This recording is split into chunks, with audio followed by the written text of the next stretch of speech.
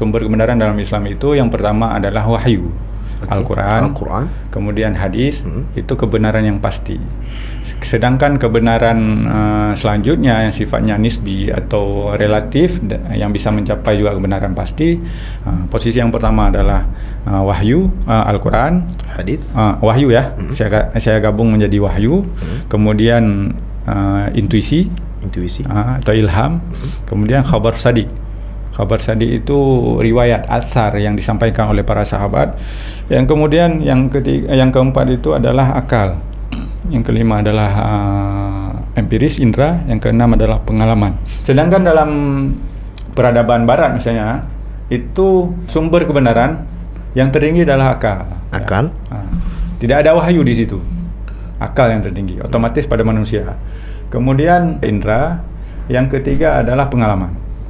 Ada 3 hal. Bagaimana kalau seorang muslim yang tidak merujuk kepada wahyu, tidak menjadikan wahyu sebagai pedoman hidupnya, tidak menjadikan wahyu sebagai sumber bagi pengetahuannya, maka kebenarannya sama dengan apa yang dihasilkan oleh peradaban barat, misalnya orang-orang yang tidak percaya pada agama.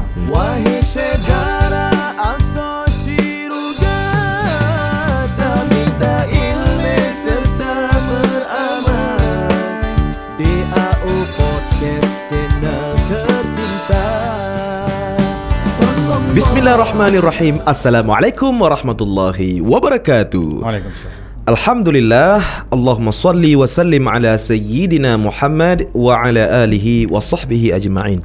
Rabbi syrah li sadri wa yassir li amri wahlul 'uqdatam min lisani yafqahu qawli. Subhanaka la ilma lana illa ma 'allamtana innaka antal alimul hakim. Sahabat DAO Podcast Channel yang tercinta, alhamdulillah pada kesempatan kali ini kita telah berada seperti biasa di ruangan ini dalam hal ingin membahas beberapa persoalan atau tema tentunya. Dan alhamdulillah pada kesempatan kali ini telah hadir bersama kita sosok narasumber. Beliau bernama Tengku Syahreza Ayub dan beliau merupakan peneliti Islamic Institute of Aceh atau singkatannya IIA. Langsung saja kita menyapa Tengku. Assalamualaikum Tengku. Waalaikumsalam warahmatullahi wabarakatuh. Apa khabar Tengku? Alhamdulillah ajroh. Alhamdulillah ajroh. Alhamdulillah, terima kasih banyak telah hadir di sini. Kami ucapkan, dan tentunya kita di sini akan membahas dengan tema barometer kebenaran dalam Islam. Nah, ini menarik ini. Jadi kita harus mengetahui, atau kami di sini ingin mengetahui apa itu barometer dan apa itu kebenaran dalam Islam.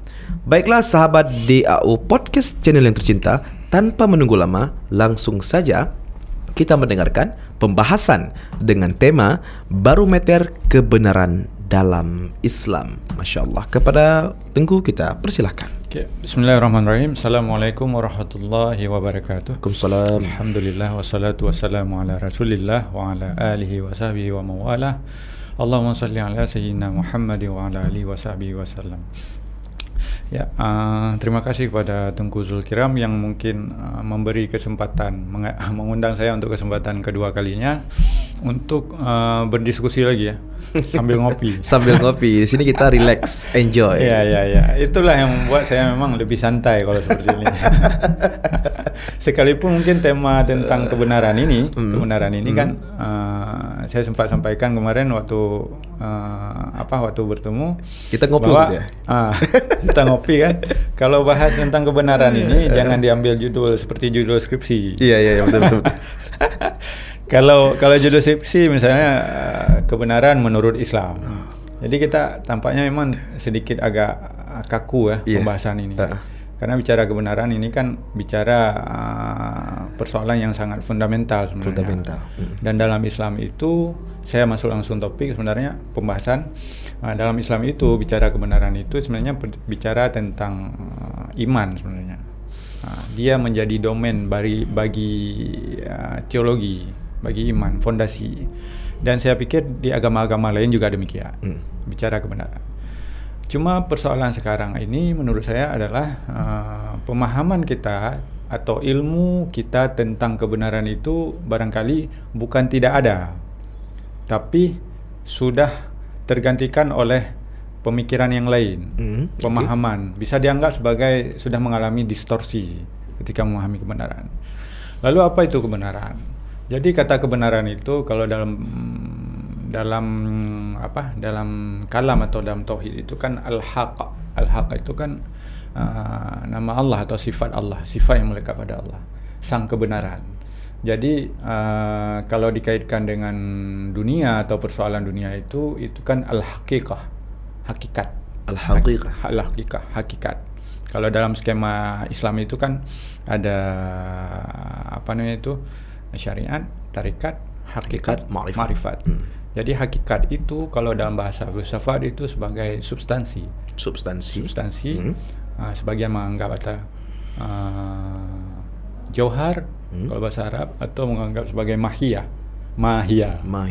Apa dia di balik itu. Bicara manusia misalnya. Hakikat dari manusia itu atau kebenaran manusia itu bukan dari sisi fisiknya, tapi apa substansi dari dirinya. Ketika kita mengatakan ini belum masuk ke dalam pembahasan kebenaran, ketika mengatakan bahwa saya ini Reza, mana Reza itu pertanyaan, apakah jasadnya atau jiwanya aja atau tangannya aja atau kakinya.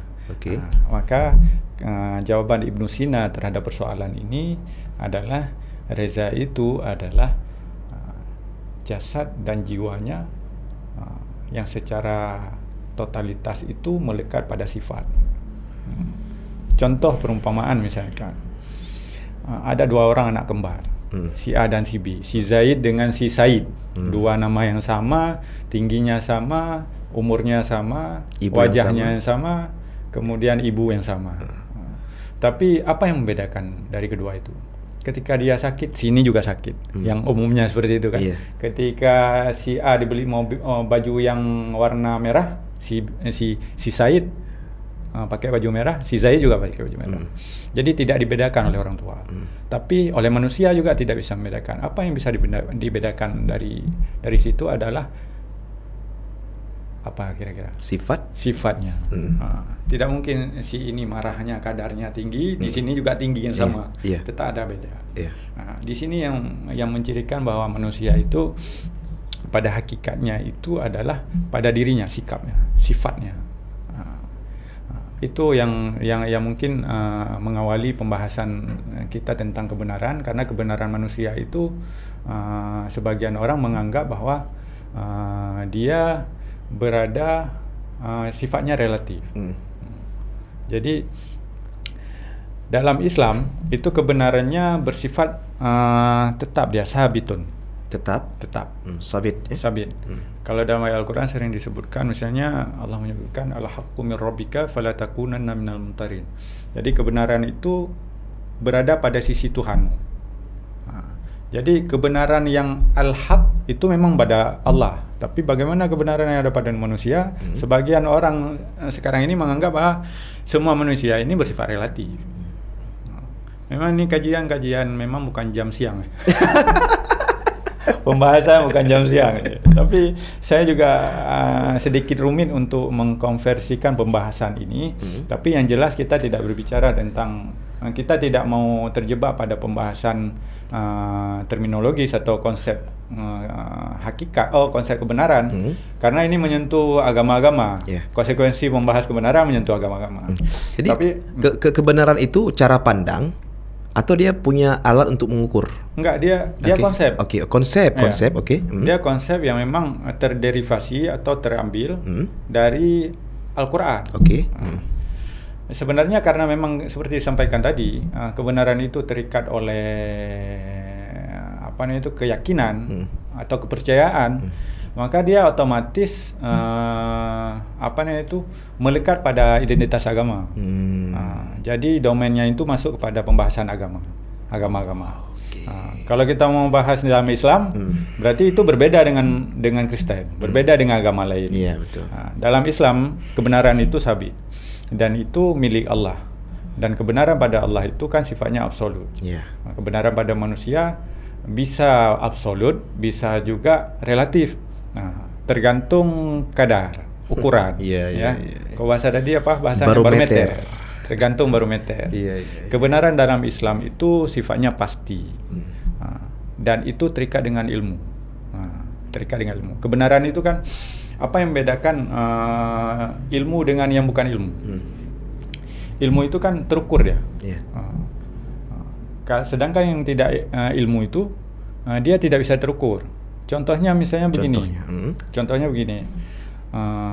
Orang mengatakan bahwa si A bisa terbang. Logis nggak? Terbang? Nggak logis. Nggak logis. Alasan tidak logis apa? Alasan tidak logis bahwa manusia tidak memiliki sayap. Itu logis. Kalau memiliki sayap seperti burung, maka manusia pasti bisa terbang. Bukan manusia setengah burung. Maka sesuatu yang tidak logis itu tidak dianggap ilmu. Jadi ilmu itu sesuatu yang bisa terukur, logis. Itu ilmu. Jadi kebenaran dalam Islam itu bersifat pasti, jelas. Makanya Imam Ghazali itu mengkategorikan kebenaran itu yang terikat oleh pengetahuan. Dia kan kebenaran itu kan sumber bagi pengetahuan. Disebut sesuatu itu benar karena logis. Sesuatu yang tidak logis itu bukan kebenaran. Dan Allah itu mengatakan dirinya sendiri itu dengan menjelaskan dirinya, kebenaran dirinya itu memperkenalkan kepada makhluknya dengan kata misalnya innani anallah la ilaha illa ana. Sesungguhnya diriku ini, Tuhan ini yang kau sembah ini namanya Allah. Ada nama. Kebenaran dalam Islam kenapa disebut pasti? Tuhannya itu ada nama, kemudian memiliki sifat, memiliki asma, nama banyak nih kan? Nama dasar bagi Tuhan itu adalah Allah. Kemudian nama yang lainnya adalah mengikuti pada sifatnya. Kemudian ada af'al, ada perbuatan Allah. Dan semua yang melekat pada Allah itu, Allah ciptakan makhluk itu dengan perumpamaan dirinya, sifat. Bedanya mungkin makhluk dengan Allah itu adalah kebenaran pada Allah itu sifatnya pasti, tidak mungkin sama dengan kebenaran yang ada pada manusia. Sedangkan manusia ini kan memahami kebenaran ada bersifat pasti, ada yang tidak. Itu tergantung kadar pengetahuan, tergantung otoritas. Maka berbicara kebenaran ini sebenarnya al-haqiqah itu dalam Islam itu sifatnya pasti, tidak dia qat'i dan juga tidak qat'i. Cuma qat'inya wilayah Allah, yang tidak qat'i itu wilayah manusia. Jadi kaitannya kita membahas dalam Islam ini sebenarnya konteksnya itu adalah untuk mempertegas identitas Islam yang selama ini orang menganggap bahwa kebenaran Islam itu sekalipun agamanya agama yang benar, tapi dalam ajarannya kita lihat banyak penyimpangan-penyimpangan yang dilakukan oleh umat. Otomatis kalau umatnya melakukan penyimpangan, ajarannya juga menyimpang. Dan itu menjadi logika kaum ateis atau agnostik yang mengatakan agama ini menjadi sumber perpecahan.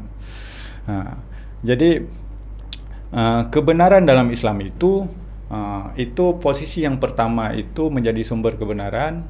Kalau bicara dari sumber kebenaran dalam Islam itu yang pertama adalah wahyu, Al-Quran, kemudian hadis, itu kebenaran yang pasti. Sedangkan kebenaran selanjutnya yang sifatnya nisbi atau relatif yang bisa mencapai juga kebenaran pasti, posisi yang pertama adalah wahyu, Al-Quran, hadis, wahyu ya, saya gabung menjadi wahyu, kemudian intuisi atau ilham, kemudian khabar sadiq. Khabar sadiq itu riwayat atsar yang disampaikan oleh para sahabat. Yang kemudian yang keempat itu adalah akal. Yang kelima adalah empiris, indera. Yang keenam adalah pengalaman. Jadi dari hasil demonstratif, dari hasil interaksi kita dengan alam, dengan objek, itu pengalaman. Dalam Islam, kebenaran itu yang tertinggi itu berada pada wahyu. Itu mutlak menjadi sumber. Yang tertinggi. Yang tertinggi. Ini perlu digarisbawahi. Yang tertinggi adalah wahyu. Dan itu menjadi sumber bagi pengetahuan. Pengetahuan sekalipun dari produk manusia, tapi wahyu itu menjadi sumber. Spirit. yang membuat dia melakukan memahami persoalan alam ini itu tidak terlepas dengan kebenaran yang ada pada wahyu. Jadi menjadi sumber. Sedangkan dalam peradaban barat misalnya, itu sumber kebenaran yang tertinggi adalah akal. Akal? Ya. Tidak ada wahyu di situ. Akal yang tertinggi, otomatis pada manusia. Kemudian indera, yang ketiga adalah pengalaman. Ada 3 hal. Di Islam rasio berada pada posisi berapa? Keempat ya. Sedangkan ketiga, 3, 4 di atas itu masih ada berapa lagi tingkatan dan wahyu paling tinggi. Makanya kebenaran pada Islam itu bisa seorang Muslim yang mungkin dia memiliki ilmu, katakanlah ahli tafsir lah, mufassirin. Dia bisa mencapai kebenaran yang ada pada Tuhan dengan merujuk kepada wahyu, karena wahyu sebagai sumber kebenaran. Bagaimana kalau seorang Muslim yang tidak merujuk kepada wahyu, tidak menjadikan wahyu sebagai pedoman hidupnya, tidak menjadikan wahyu sebagai sumber bagi pengetahuannya, maka kebenarannya sama dengan apa yang dihasilkan oleh peradaban barat, misalnya orang-orang yang tidak percaya pada agama. Dia tidak bertumpu pada supremasi akal, tidak menganggap akal adalah sumber pengetahuan. Makanya ini yang menyebabkan orang tidak memahami sumber kebenaran dalam Islam dengan di luar Islam. Itu yang menyebabkan seseorang mengalami apa yang disebut dengan liberal. Oke. Karena ini juga tergantung bagaimana orang itu menyampaikan kebenaran. Apakah ia menyampaikan kebenaran dari wahyu atau ia menyampaikan kebenaran dari kepalanya? Sehingga yang disampaikan itulah kepentingan untuk dirinya. Betul. Itu problemnya, masalahnya. Itu problem yang memang tidak bisa dielak. Semua orang juga punya kecenderungan seperti tadi disampaikan, ada kecenderungan kemanusiaan, basyariah, kemudian ada kecenderungan memang dia itu beribadah kepada Tuhan. Jadi 2 hal itu bagaimana mensinkronkan. Saya bagaimana bisa taat kepada Tuhan tapi juga juga bisa dikenal oleh manusia. Ini kan hal yang sangat kontradiktif. Itu krisis eksistensi kan? Memang itu pembahasannya nanti ngarah ke eksistensialisme. Karena eksistensialis itu kan udah beda lagi. Sekarang kan kalau eksis itu udah foto taruh di Facebook itu udah eksis. Narsis kan. Udah ini ya. Jadi pembahasan memang kebenaran memang dari sisi dasarnya memang kalau kita salah memahaminya, maksudnya tidak mengenal diri ya, identitas kebenaran dalam Islam, efeknya adalah kita tidak tahu merujuk kemana dalam menjalani kehidupan ini. Nah, jika pemikiran demikian, kita tidak beda dengan Barat, karena kita bergantung pada rasio, sebab utama. Saya pernah mengikuti kajian Budrah di Lam Sayun. Abu Letiti hari Jumat. Ya, beliau menyampaikan tentang tauhid ya. Tauhid tentang Syarah Ummul Barahin. Saya lupa kitabnya. Itu ada seekor semut. Ini cerita tentang asbab. Ada seekor semut berjalan di atas kertas yang putih, katakanlah begini.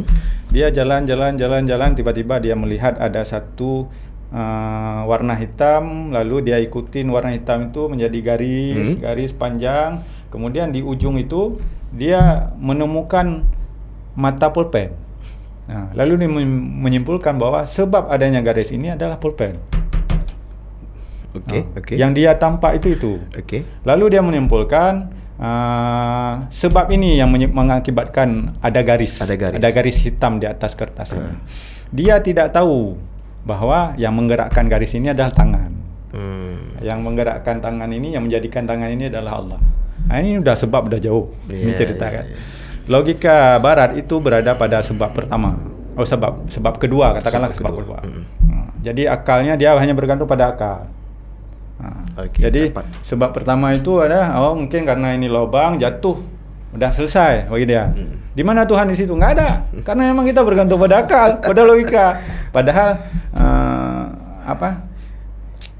musabbibal asbab, penyebab sebab itu ada kan tetap Allah.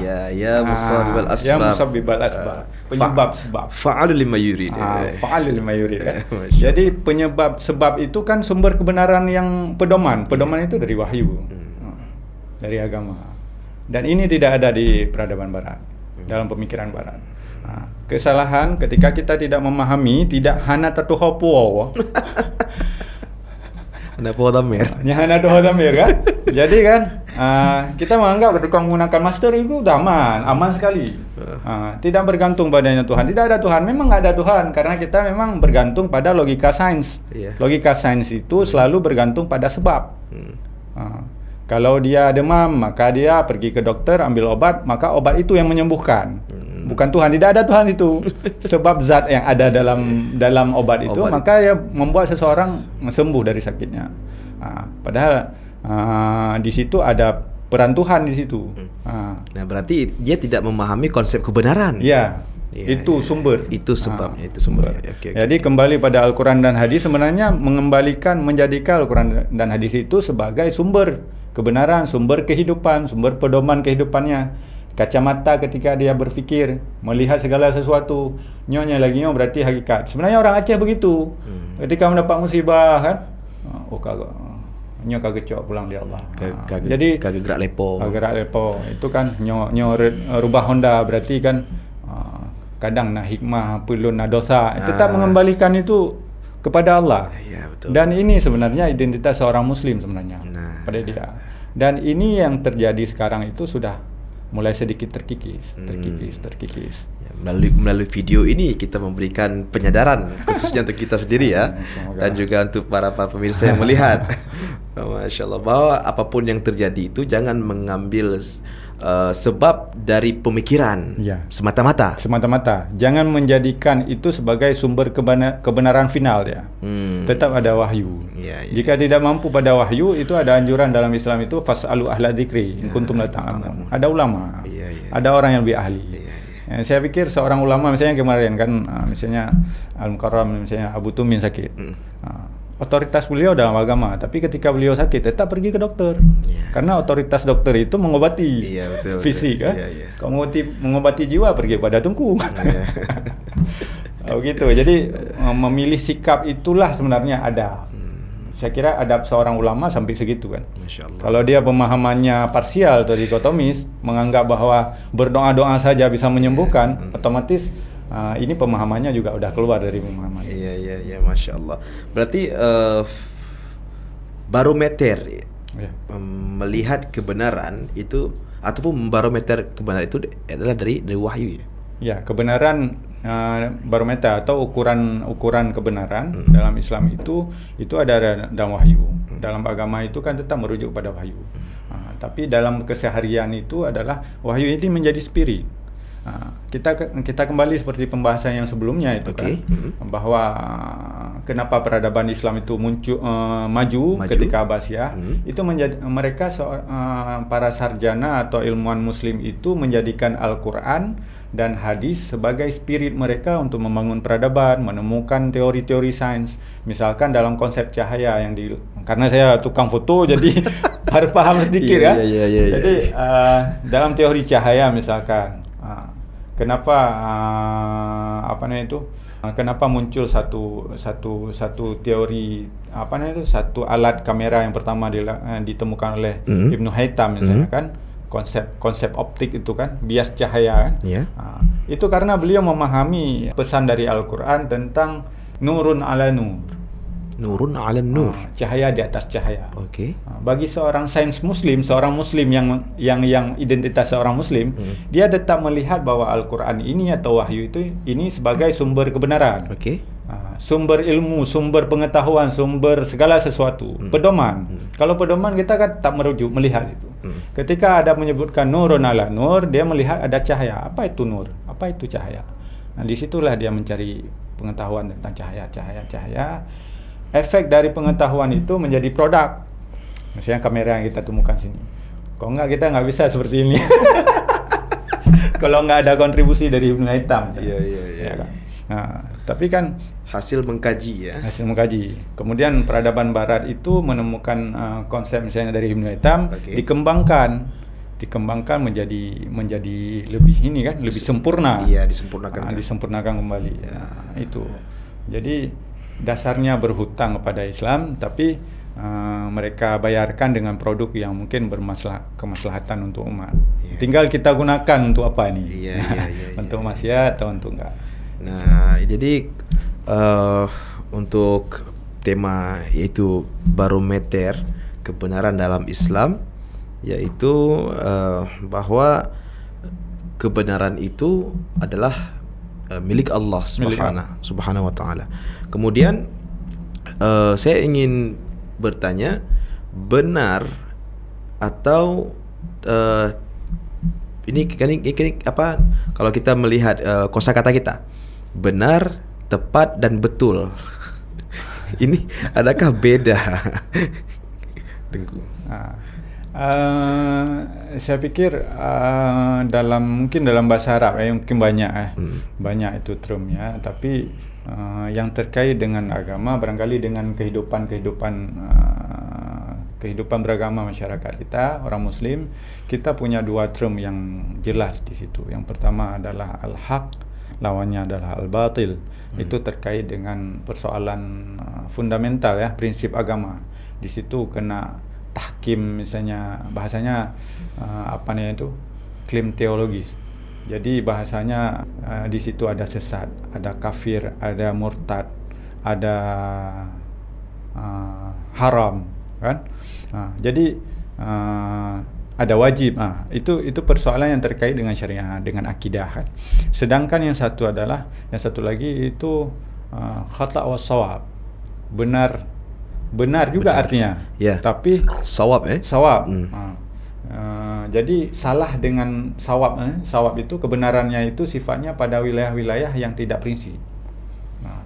Jadi misalkan kesalahan yang tidak prinsip itu, misalkan wilayah-wilayah yang furu'iyah. Kita memahami riba itu, misalkan yang persalahan furu'iyah ini kan yang cabang saya muamalah yang cabang. Saya tidak ingin masuk terlalu detail ke situ, perbedaan-perbedaan, tapi penafsiran kita terhadap riba itu beda-beda. Jadi wilayah yang masih bisa ditolerir itu masuk dalam wilayah istihad. Dan jangan jadi ribut persoalan ini. Kemudian jangan digiring ke persoalan hak dan batil ke situ. Konsekuensinya jadi bahaya.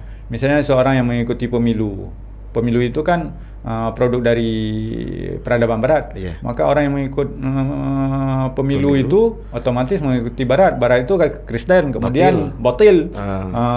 Berarti dia kan konsekuensinya adalah kufur misalnya. Jangan ditarik ke situ. Kalau semuanya dianggap seperti itu, maka Islam ini terlalu kaku, terlalu menyempitkan bahkan. Ya Allah. Jadi ukurannya itu harus dipahami dulu. Benar pun itu dalam Islam ada hak dan sawab. Jadi wilayah-wilayah itu harus paham. Untuk memahami itu juga dengan ilmu.